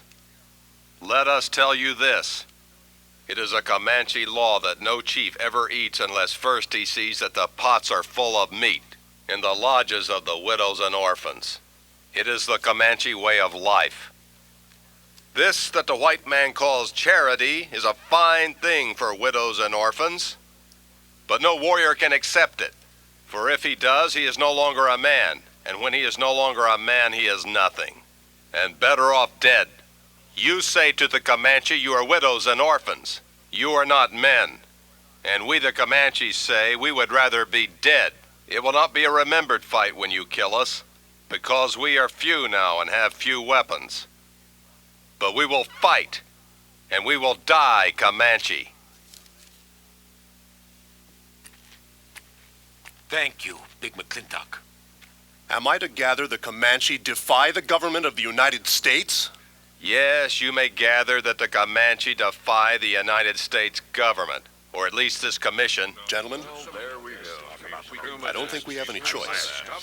Trouble with him. You give them an ace, they're gonna take a while. Mark my word. Definitely. It is the order of this court that these chiefs be incarcerated until such time as the detachment of United States cavalry be made available to escort them and the Comanche Nation to Fort Sill. This court is adjourned. Ah, McLintock! You are important chief amongst these white people. Sway them!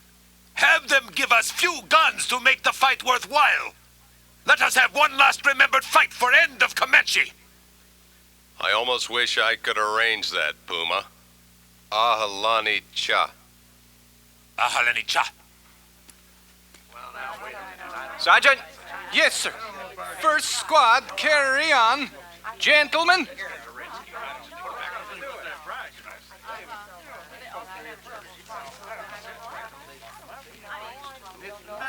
It's sad, these changing times.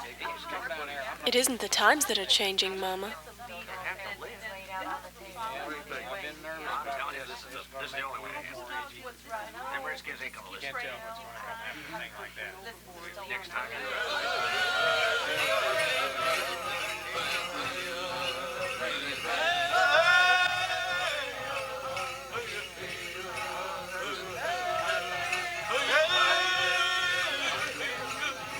Hi, GW. Hello, Lem.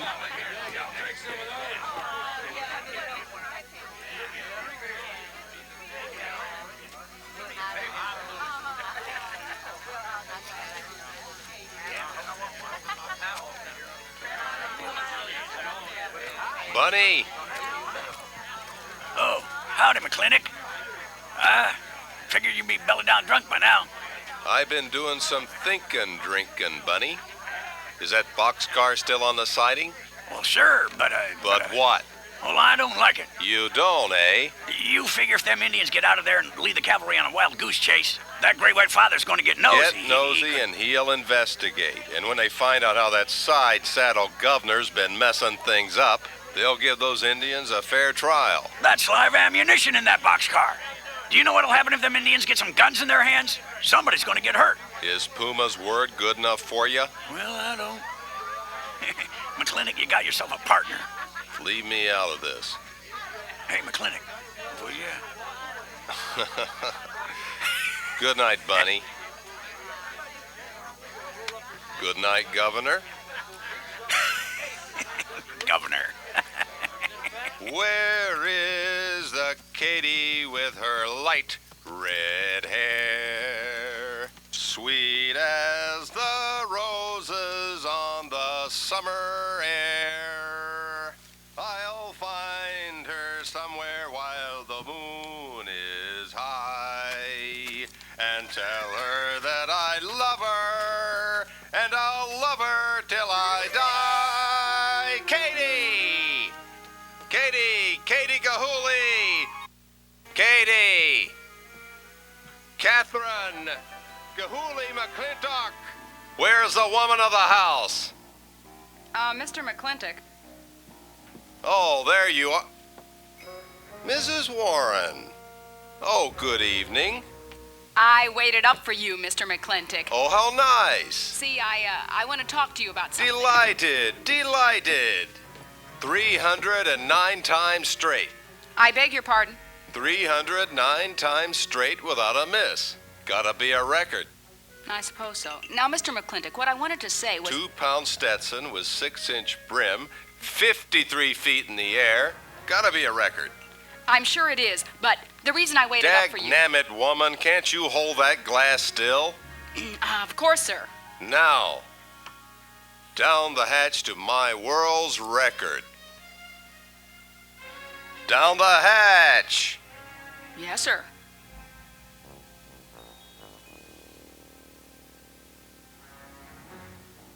And now, to the governor of our territory. The governor of the territory, sir? Now, don't you stick up for him, Mrs. Warren. You're a fine woman, Mrs. Warren, but you'll certainly go down in my estimation if you stick up for Cuthbert H. Humphrey, governor of this territory. I don't mean Down to change the hatch. Oh, yes, sir. Down the hatch. Cuthbert H. Humphrey, governor of our territory, is a cull. Do you know what a cull is, ma'am? A cull is a specimen that is so worthless that you have to cut him out of the herd. Now, if all the people in the world were put in one herd, Cuthbert is the one I would throw my rope at. At whom? At whom I would throw my rope at. Natural-born cull. Another touch, ma'am? Oh, no, sir, no. Well, I don't mind if I do. Good. Can't walk on one leg. Oh, I didn't mean to be vulgar, ma'am. Can't walk on one limb. It's all right. Sounds silly. Only a bird can walk on a limb. You know my wife? Her name's Kate. She insists on being called Katherine. Do you know her? Of course, Mr. McLintock, and that's what I wanted to talk to you. Well, she thinks that Cuthbert H. Humphrey is panting for her like a bull buffalo at the first green up of spring. But what Cuthbert is panting for is my money. Don't make me feel like I'm drinking alone, ma'am. Very well, Mr. McLintock. If you insist. Down the hatch. Good.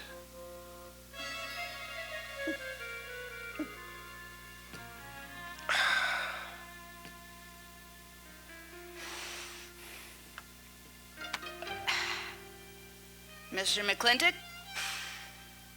I have something very important to say to you. Very important. I guess I'll have to wait till the morning. Ha! Doodle. Oh. No, it's all right. It's all right. Betty, bye-bye.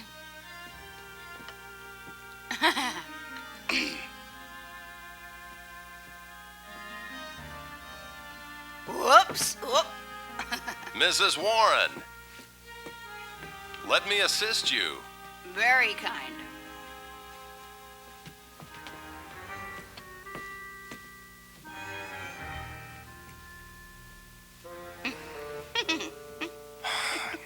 Whoop, whoop, whoop, whoop, whoop.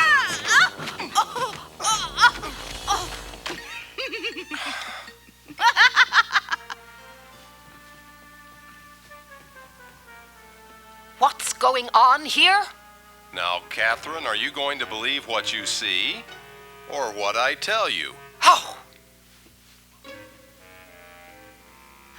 Mrs. McLintock, hope you won't misunderstand. It's the first 100 women sitting on his lap that I misunderstood. Number 101 is quite simple. Now, G.W. McLintock, He's gone to sleep. Just when I know exactly what I want to say to him, he goes to sleep. I waited up to talk to Mr. McLintock. I wanted to tell him I was quitting. You see, Sheriff Lord has asked me to marry him, and, Oh, congratulations. I don't want to seem prudish, but if you are going to marry Sheriff Lord, it seems to me that you're sitting on the wrong man's lap. Oh. Come on, I'll help you upstairs, and we'll have a long talk about men in general. Ladies, one moment. Oh! Oh! Watch out, you'll get us all killed! Oh!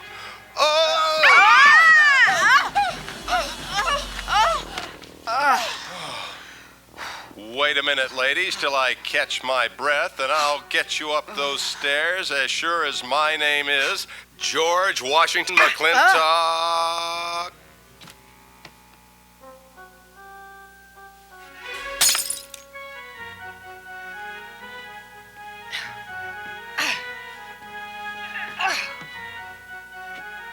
You may be quitting, Mrs. Wallace. Mrs. Warren. But not tomorrow. I want my breakfast in bed. I want my... I know. Toast lightly browned. Somebody sure put a knob on my skull. Here's Katie.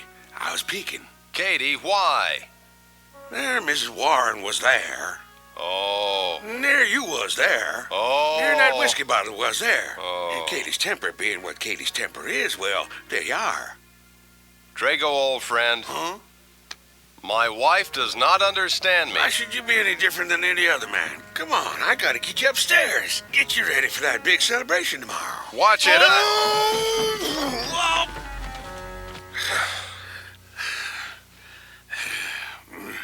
Drago, I am sleeping in the den.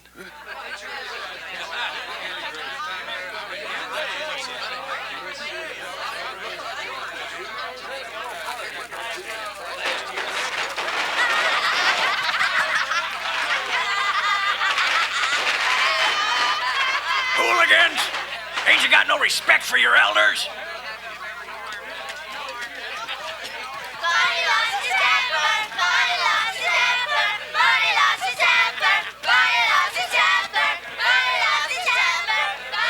Scallywags! Lily lips! Hope you get the measles!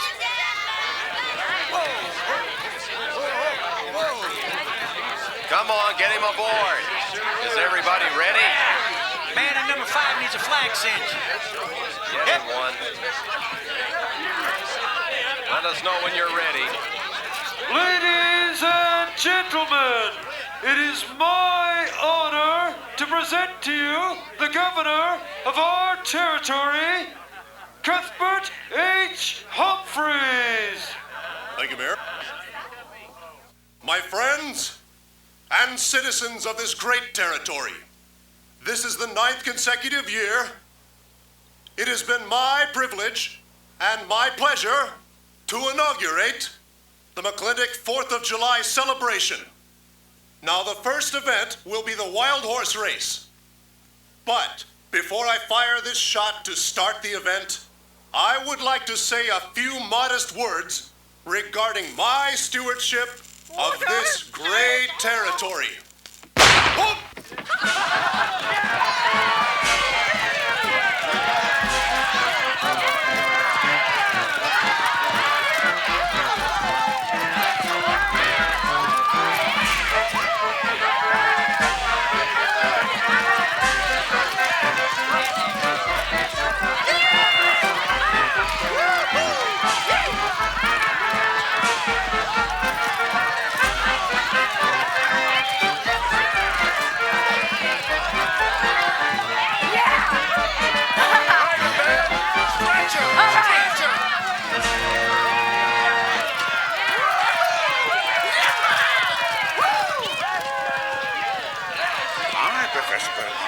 Gentlemen? Jeff, here's your horse. Come on, get them all lined up. Come here, Ching. Now, boys, y'all know the rules. It's twice around the inside and once around the outside. First cowboy that hits that finish line without busting that egg is a winner. And I caution you boys about some of them eggs, because some of them eggs are last year's holdovers. All right, mount up.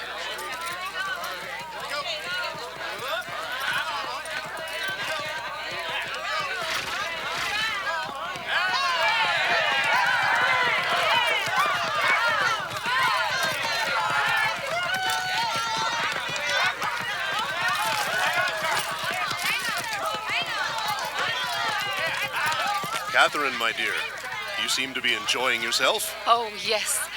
This is wonderful. It's the only thing I really do enjoy about this barbaric country, the 4th of July celebration. Well, Katherine, I've been here for 3 days. I haven't heard from you. Is anything wrong? Wrong? Well, I just hope that it hasn't been necessary for you to say anything to, GW. What are you talking about? Well, Katherine, you see, I'm in a, rather delicate position being governor of the territory and all. I just hope you haven't found it necessary to say anything about... About what? About you and me.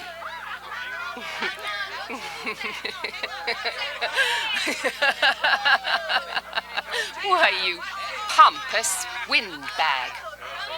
Do you think that you're the only man who's ever tried to play patty fingers with me? Who's ever tried to lure me into the moonlight?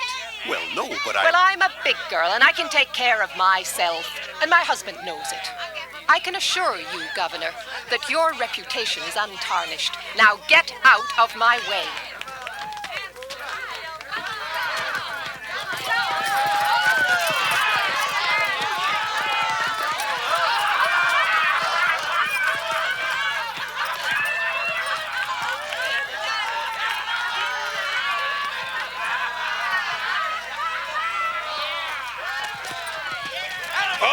We got ourselves a winner, Curly Fletcher. Muzzle top, Curly. Give me the egg. Disqualified. Here you go, Curly. GW, you'll never believe what happened over at... What? You smell of beer. Well, naturally, I'm drinking beer. Ladies and gentlemen, the next event will be a contest between the two bronco-busting champions of our territory. Remember the year I rode in that event? Wore your garters to hold up my sleeves? We had a bet, and I won it. George Washington McLintock, you are a very crude man. Well, I guess so, but that was a rough horse, like to jarred my insides loose. But it was worth it. Free beers.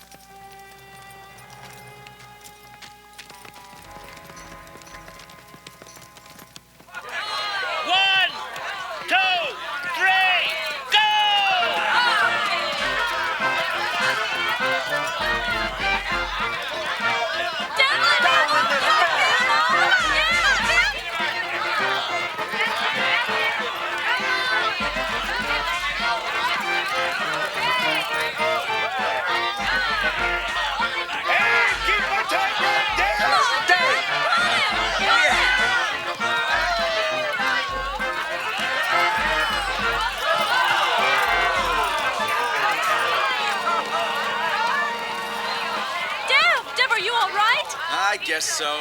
Nothing busted but my pride. Well, that ought to even things up, farmer. For what? Well, that sore nose you gave me the other day. Well, that ain't what's a sore on here.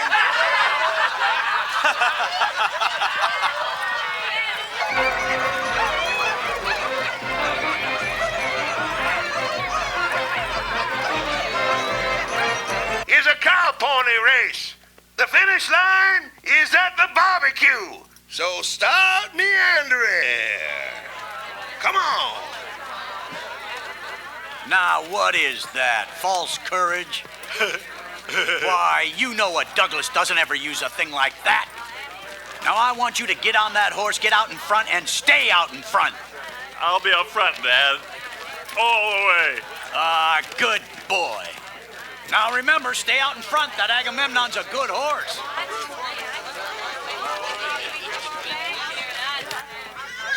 Whoa, Agamemnon.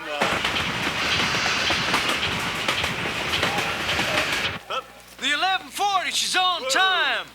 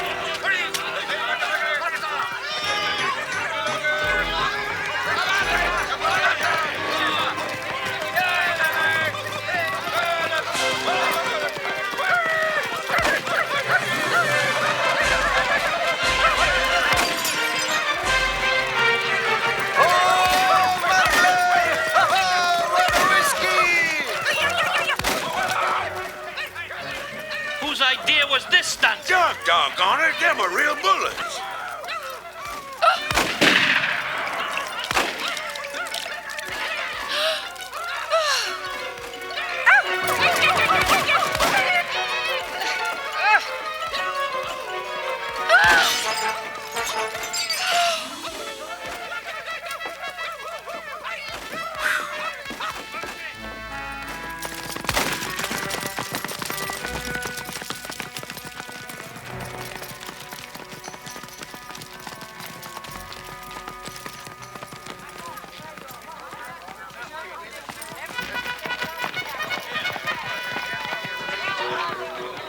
That's about all the excitement you want for one 4th of July, eh? Puma finally got his way.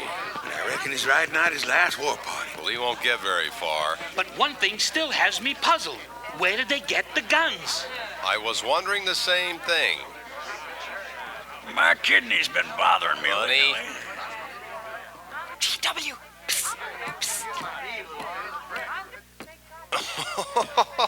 What an idiotic joke. Joke? You think that was a joke? Oh, shut up. Do you want everybody in town to see me? You look good in feathers. Dev, I think they've gone. Yeah. What are you going to do about it? What can I do? Nothing. Just like you've always done.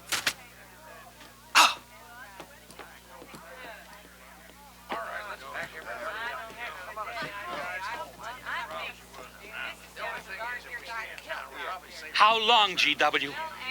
How long what? Katherine. She's been riding herd on you for 2 years now. Look, I'm a peaceable man, but my father used to say, you raise your voice, it doesn't do any good, it's time to raise your hand. Well, I've been planning to do something about it. I'll have another talk with her. Talk to her? Talk to her? Talking won't do any good. Becky, have you seen your What's been happening around here? You've got hay all over you. Been some mighty sneaky goings-on here during that raid, Mr. McLintock. Who was it said only a trollop would kiss a man before they were formally engaged? Oh, but we are engaged, sir. You are? That is, with your permission. Well, you've got it. Oh, Mrs. Warren? I think it's wonderful. I guess this is the only engagement that ever started off of a spanking. Ha ha ha! I reckon Birnbaum was right. And then the horse turned around and kissed her right back. All right. Lord bless us, this is going to be a great day. Doggone it, folks. Let's don't let a little old Indian raid break up a good barbecue and a rodeo. The meat's on. Let's go. You contestants get ready for the cow pony race. All right. Any contestants around here should... Who is it? It's me. Let me in. Not now. Right now. Are you insane? I want to talk to you. It'll have to wait. You come here. GW! I've taken all I'm going to take from you. You are insane! You are going to tell me why you packed up, picked up, and walked out on me. 2 years ago, you remember? You came home from Denver with lipstick all over your...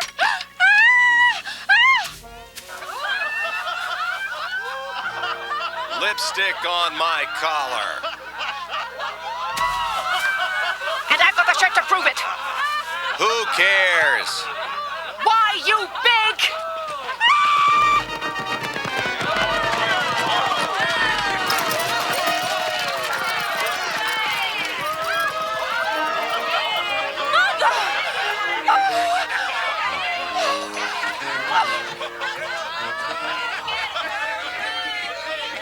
Katherine!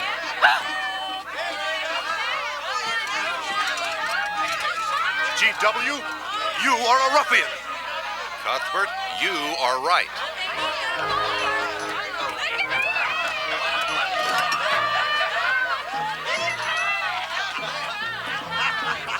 Well, what kind of a family is that? The best. And dangerous, fella. Well, what happened? Who won the race? Who cares, Agard? History's being made.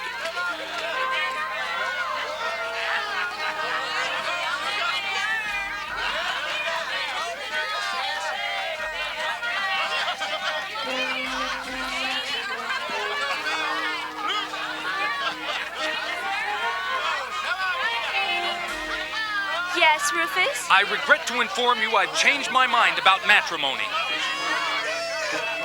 Rufus!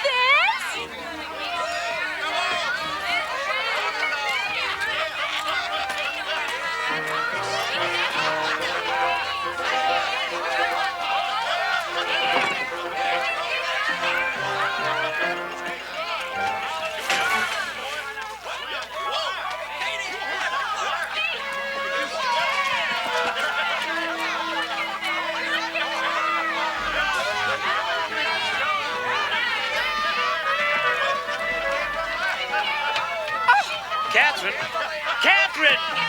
Keep them out of here. All right, everybody out!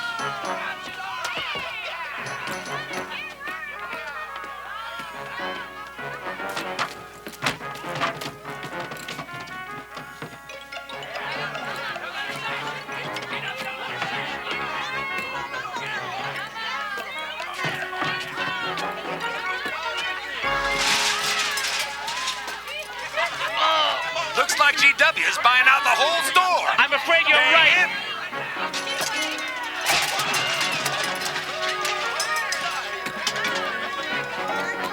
Clever family! Clever family!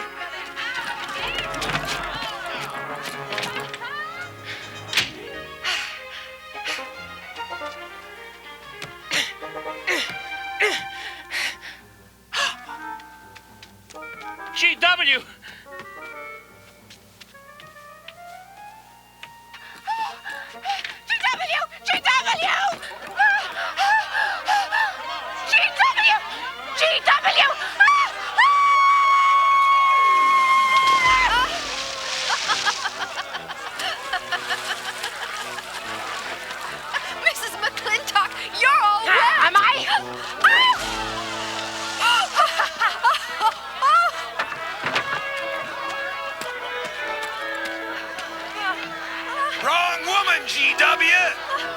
Pardon me.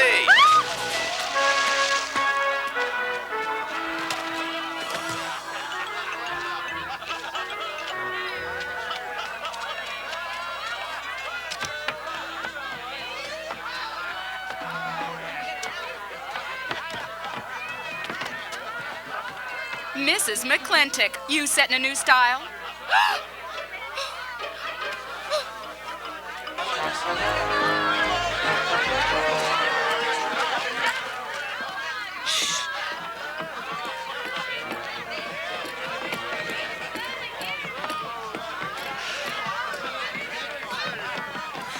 Mr. McLintock, in here. Oh.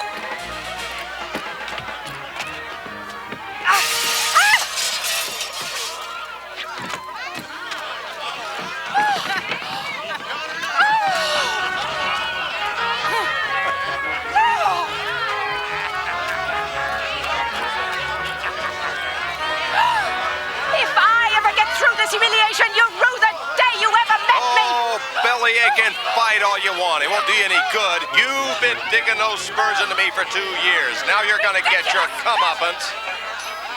Thanks. My father would be proud of you! And I'll make him prouder. Whoa! Stop it!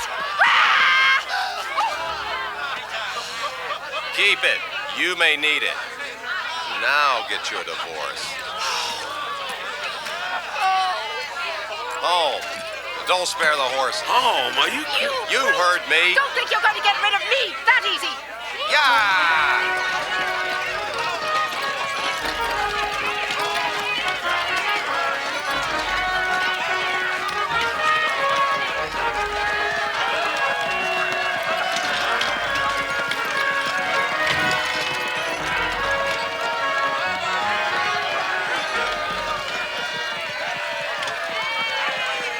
No more living in the capital? No. No more Newport in season?